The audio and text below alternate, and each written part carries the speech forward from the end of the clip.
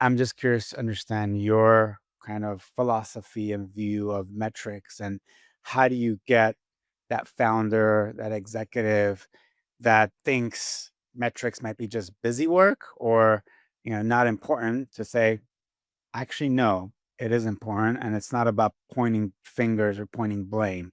Yeah. Actually, metrics are there to provide insights so you can focus on the right things. Yeah. So in the line of work that I do, I usually see one of two things. Either the founder is obsessed with too many metrics and they'll have like bizarre things that are really like, things that like it's not related to revenue, there's nothing to do with marketing, it's nothing to do with churn, like kind of like your standard metrics.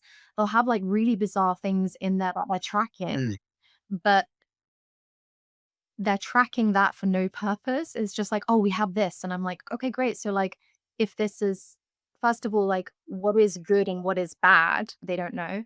And also, if it's bad, what behavior change like, what needs to happen then? And they can't tell me.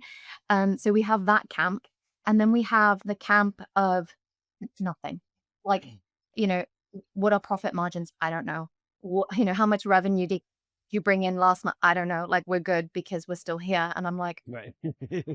how is this a thing?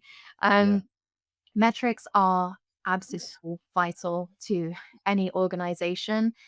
My philosophy around that is we want to keep it simple, especially with the type of businesses that I work with, small startups. We want to keep things as simple as we can. So usually I want to say like no more than 8 to 10 numbers we're tracking. Again, it depends on the team size as well. If it's a bigger team, then perhaps we'll look at more.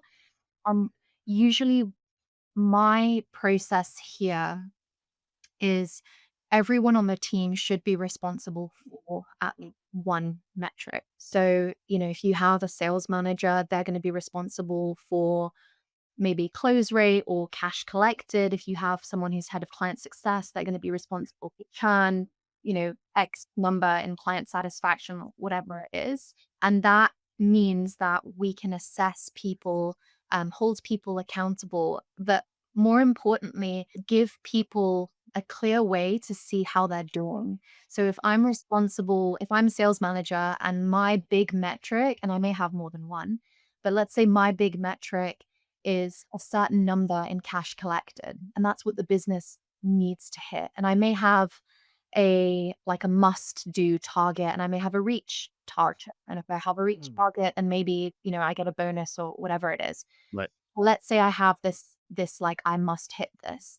If I don't hit this, then I know that I'm not doing my job as best as I can. And we assess that on a monthly basis. So if I don't hit that 1 month, I mean, ideally in an organization, if you're on track to not hit that, you need to be having a conversation and seeing what can be done to make sure that we can hit that. But let's say I get to end of month, I don't hit that. And during my one to one with whoever manages me, we talk about that. Like, I really felt like I didn't have XYZ support. And, week two, I did reach out and I asked for this. And then management knows, okay, so we need to put more infrastructure in place. We need more support. We need to get this. We need to get that. So it really allows the organization to ensure that everyone on the team is clear as to what their contribution is. And more importantly, how their contribution fits into and impacts the business as a whole.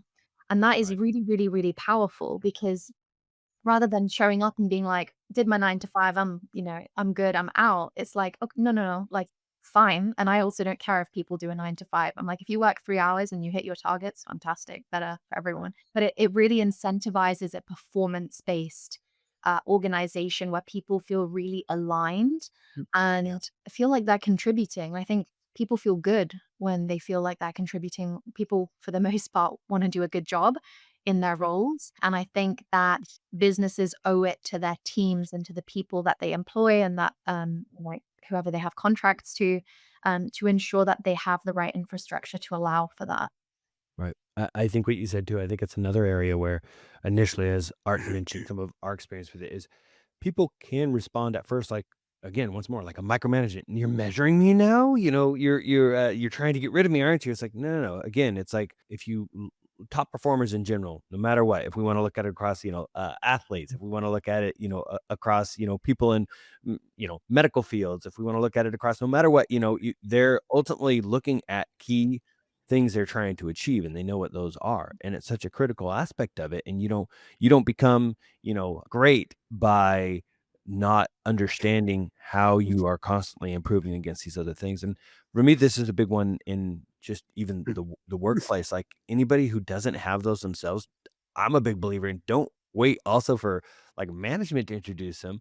Bring them in, figure out how to do it yourself. Because the minute you do in an organization that doesn't, all of a sudden people are like, whoa, it's like you stand out because it's such a critical thing that's going to help you. And then it wears off on the team as well. So Yeah, absolutely. for these, what particular like softwares or tools do you recommend across each of these elements?